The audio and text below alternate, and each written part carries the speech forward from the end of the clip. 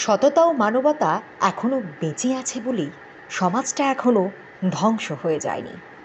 সমাজে এমন কিছু মানুষ আছেন যারা সততা এবং মানবতাকে বারবার দৃষ্টান্ত হিসেবে তুলে ধরেন, যাতে অন্যরাও এর থেকে অনুপ্রাণিত হতে পারে। ফের এমনই এক সততার নজির স্থাপন করলেন সুজিত সরকার নামে এক অটো চালক। গত 15 তারিখ সুতপা সাহা নামে এক মহিলা যাত্রী রাজধানীর ধলেশ্বর থেকে অটো ভাড়া করে জিরা নিয়ে যান। গন্তব্যে পৌঁছানোর পর তিনি অটো থেকে নেমে যান, কিন্তু মনের ভুলে তিনি একটি ব্যাগ অটোতে ফেলে চলে যান।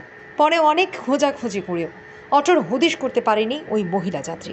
শেষে বিষয়টি আগরতলা পূর্ব থানাতে জানান। এদিকে অটো চালক সুজিত সরকারও বিষয়টি অটো স্ট্যান্ডে জানিয়ে রাখেন, কেউ যদি ব্যাগের খোঁজ করে তাকে জানানোর জন্য। একদিন অপেক্ষা করে কারোর কোনো খোঁজ না পেয়ে সুজিতবাবু মহিলার ব্যাগ নিয়ে পূর্ব থানাতে এসে বিস্তারিত জানিয়ে জমা দিয়ে যান। এই ব্যাগের মধ্যে 3 লাখ টাকার মতো স্বর্ণালংকার ছিল। শনিবার ব্যাগের মালিক সুতপা সাহাকে তার ব্যাগ এবং জিনিস তুলে দেয় পূর্ব থানার পুলিশ। পাশাপাশি সততার পরিচয় দেওয়া অটো চালক সুজিত সরকারকে পূর্ব থানার পক্ষ থেকে সংবর্ধনা দেওয়া হয়। এ বিষয়ে বিস্তারিত জানান দেবপ্রসাদ রায় এবং অটো চালক সুজিত সরকার। এই যে জিনিসপত্রটি কোথা থেকে পেয়েছেন এবং কিভাবে পেয়েছেন এবং মানে আপনার যে দেওয়ার ইচ্ছাটা এটা কিসের দিকে আসবে? পাইছি কই বলতে প্যাসেঞ্জার কই থেকে কই গেছে, সারাদিন অটো চালাই এটা তো কইতে পারি না কই থেকে কই প্যাসেঞ্জার যায়, কিন্তু রাত্রে তো গাড়ি নিয়ে বাড়িতে রাখি। পরের দিন সকালে ঘুম থেকে ওঠার পরে গাড়ি মুছতে গিয়ে দেখি একটা ব্যাগ আছে আমার গাড়িতে। হঠাৎ করে আমি কই ব্যাগটা তো আমি ধরছি না, এটা গাড়িতে রেখে দিয়েছি, ঠিক আছে। রাখার পরে আমি কই যার ব্যাগটা, আমি অটো চালাইতে গেলে স্ট্যান্ডে খোঁজ করুন, জিগাই মু 3-4জন ড্রাইভারের যে ব্যাগ কেউ ফালাইছেন বা কেউ খোঁজ করছেন। এরকম করে সারাদিন রাত্র আমার কাছে রাখতে আসে দেখি যে কেউ খোঁজ করছেন। আমি রাত্রে 10টার সময় সিদ্ধান্ত নিয়েছি যে আমি এটি থানাতে জমা দিই, বা আমার বাড়িতে কইছিলাম দুপুরবেলা কইছে থানাতে দিয়ে আইব। ব্যাগটা কি অটোর পিছনে ছিল? হ্যাঁ, অটোর পিছনে ডিক্কিতে ছিল। আপনি কি সময় খুলে দেখেছিলেন ব্যাগটা? কিছু না না, ডিক্কি তো খুলনের মতো কিছু নাই, পিছনে তো অটোর পিছনে তো ডিক্কি আছে। আমি তো ব্যাগটা খুলেছেন না? না না, ব্যাগ আমি খুলছি। যা আছে পুরো হ্যান্ডওভার? হ্যাঁ হ্যাঁ, যা আছে সব হ্যান্ডওভার করেছি, তার যা যা জিনিস আছে সবই আছে। আমার নাম সুজিত সরকার।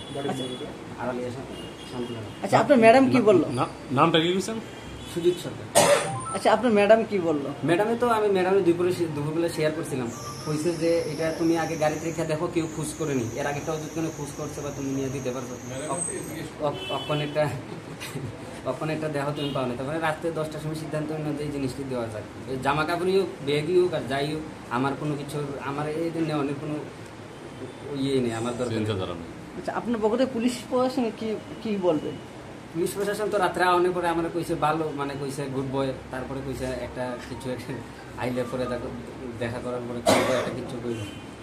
তাদের এই কাজটা আপনি কি বলবেন? তারা কাজকর্ম, আমি আরেকটা জিনিস কইতে চাই আপনাদের কাছে, যে রাজ্যবাসী মানে ত্রিপুরা রাজ্যবাসীর কাছে দেশের কথা তো বললে অনেকটা, ত্রিপুরা রাজ্যবাসীর কাছে কইতে চাই যে এরকম যদি সবাই যদি এইরকম কাজ করতে পারে তাহলে আমার কাছে ভালো লাগবে, মানে আমার কাছে ভালো লাগবে সবাই যদি এই কাজটা করতে পারে।